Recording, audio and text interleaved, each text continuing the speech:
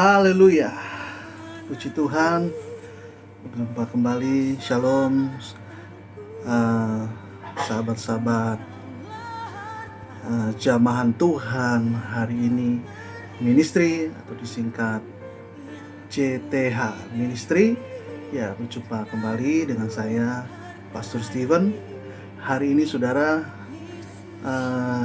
kita akan membahas di mana kematian Tuhan Yesus atau Jumat Agung. Hari ini saudara, tepat Jumat ini kita merayakan di mana Yesus sudah mati bagi kita saudara. 2000 tahun lalu Dia memberikan nyawanya, Dia memberikan hidupnya bagi kita supaya umat-umat Tuhan, orang-orang percaya atau orang yang ada di dunia ini yang percaya kepada Dia boleh diselamatkan. Haleluya. Saudara, kita akan bahas firman Tuhan hari ini yang saya ambil saudara di dalam Filipi pasal 2 ayat yang ke-8. Firman Tuhan berkata saudara, dan di dalam keadaan manusia ia telah merendahkan dirinya dan taat sampai mati, bahkan sampai mati di kayu salib. Filipi pasal 2 ayat 8 ini berkata yang luar biasa. Dikatakan bahwa dalam keadaan sebagai manusia, Yesus telah merendahkan dirinya dan taat sampai mati, bahkan sampai mati di kayu salib. Saudara, Yesus mati di kayu salib bagi kita, yang kita tahu bahwa Dia adalah Tuhan, Dia adalah Raja, Dia yang memiliki dunia ini, dan Dia rela datang ke dunia saudara, merendahkan diri sama seperti kita manusia. Sebab itu saudara, di dalam Kristenan bukan manusia yang cari Tuhan, tapi Tuhan yang cari manusia. Sebab itu Dia menjadi sama dengan ciptaannya. Sang pencipta jadi sama dengan ciptaannya, yaitu menjadi manusia. Puji Tuhan, dalam rupa manusia Dia boleh menyelamatkan kita, mati di kayu salib untuk ganti dosa-dosanya. Seperti bangsa Israel ketika mereka keluar dari tanah Mesir, mereka boleh saudara ada menyembeli anak domba. Ketika itu mereka Tuhan katakan akan ada maut di tanah Mesir, dan akan mengambil setiap anak sulung bangsa Mesir, bahkan yang tinggal di Mesir. Tetapi ketika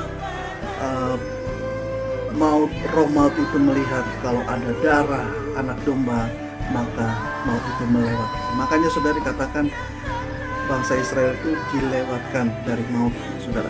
Tetapi itu secara bangsa Yahudi berkata, Paskah juga bicara tentang kematian.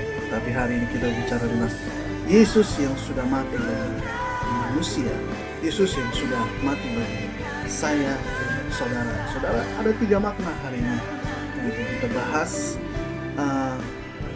dalam kematian Yesus Kristus di kayu salib. Saudara, yang pertama saya catat saudara, kita bahas ini saudara. Yang pertama di sini saya catat, Yesus dalam kematiannya, makna kematian Kristus. Yang pertama, memperdamaikan manusia dan Tuhan. Haleluya. Saudara, dimana kita tahu ketika Adam jatuh dalam dosa, manusia pertama, bahkan Roma berkata saudara, ketika manusia jatuh dalam dosa, manusia kehilangan kemuliaan Tuhan dan mereka terpisah. Dosa yang membuat jarak. Akhirnya saudara, antara manusia dan Tuhan di sorga ada satu batasan dinding atau jurang yang sangat jauh, yaitu dosa.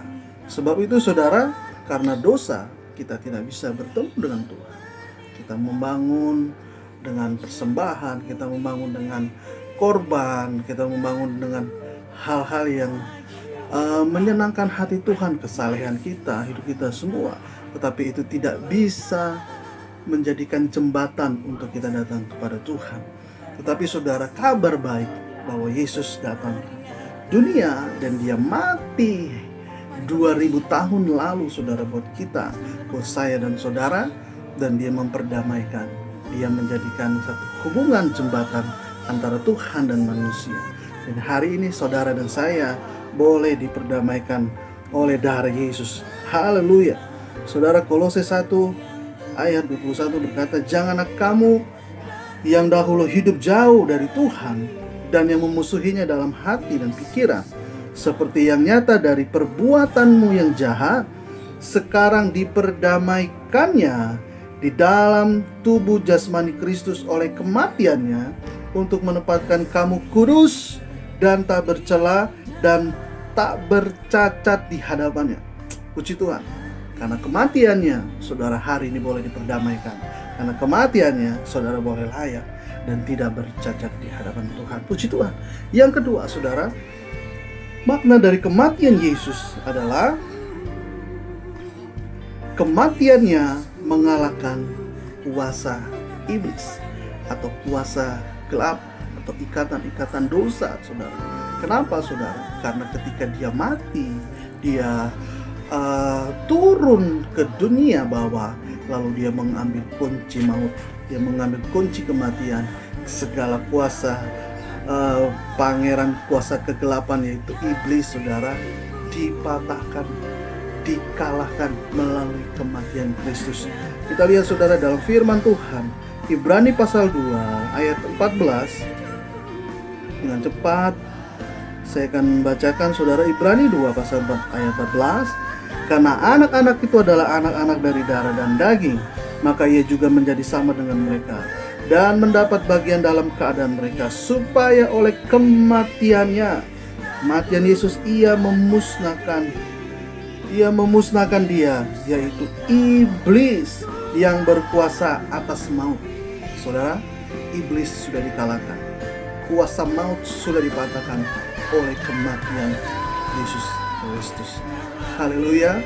Jadi kalau ada saudara yang terikat, saudara yang merasa dalam belenggu kuasa gelap, apapun itu saudara, ingat kematian Yesus sudah membebaskan saudara. Darahnya menebus saya dan saudara. Haleluya. Yang ketiga saudara, di sini catat bahwa kematiannya memampukan kita untuk kita hidup bagi Tuhan. Kita buka dalam Roma pasal yang ke-6 ayat yang ke-11. Saudara, demikian firman Tuhan, demikianlah hendaknya kamu memandangnya, bahwa kamu telah mati bagi dosa, tetapi kamu hidup bagi Tuhan dalam Kristus Yesus. Saudara tahu, ketika saudara sudah ditebus oleh darah Tuhan Yesus Kristus di kayu salib, darah yang mahal, darah yang sangat luar biasa saudara.